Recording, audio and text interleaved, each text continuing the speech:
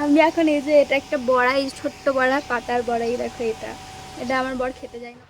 Welcome back to my channel Adrika Mallika's blog.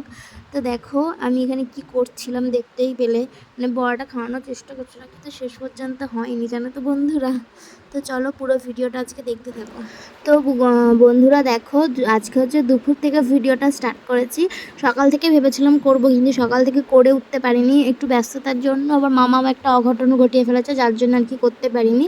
তো যাই হোক চলো, আজকে দুপুর থেকে আর কি দুপুরবেলা আমি তোমাদের আগে যেই ক্লিপটা দেখলে, ওটা হচ্ছে রান্না করার পরে আর কি, রান্না করার পরে শেষে এই পাতার বড়াগুলো আর কি করেছিলাম। তো আমার বর মানে এই পাতা বড়া শাকটা এগুলো মানে একদম খেতে চায় না।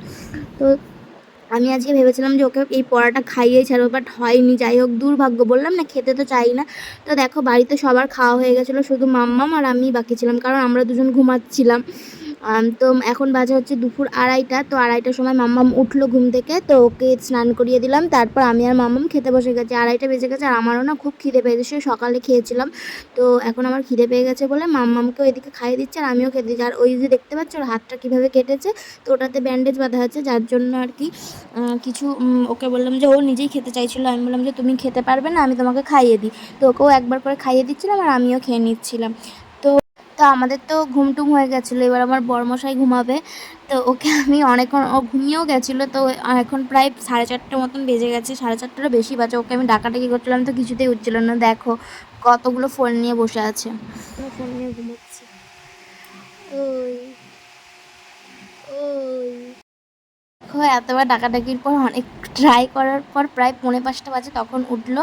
তো তারপর দেখো আমি ঘরে চলে এসেছি। আর আমি এর আগে হয়তো তোমরা ভাববে যে দিদিভাই হয়তো বিকেলবেলায় হয়তো বলছে, আবার এরকম মাথার মধ্যে গামছা, ঘরের ভেতর গামছা এরকমভাবে মাথা মুড়ি দিয়ে বসে আছে কেন। আসলে ব্যাপারটা হচ্ছে আমি ঘরে আসার আগে উঠোনটা ঝাঁট দিয়ে এসেছি। আর আমাদের যেহেতু গ্রামের বাড়ির দিকে কি বলো তো, এখন যেহেতু গরমকাল আর প্রচুর ধুলো হয়, তো যার জন্য আর কি উঠোনটা ঝাঁট দিয়ে আসে। মানে আমাদের বড় উঠোন, আমি তোমাদের এর নেক্সট ভিডিওতে আমি শেয়ার করব যে আমাদের উঠোনটা।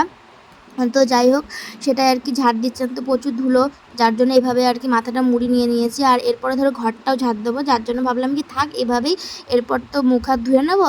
তো দেখো আমি একটু ঘরটা মানে এই তোর বিছানাটা একটু গুছিয়ে নিলাম, যেহেতু সারাটা দুপুর শুয়েছিলাম। আর আমার না একটু মানে বিছানাটা একটু ক্লিন না থাকলে আমার না ঠিক মানে মন পোষায় না।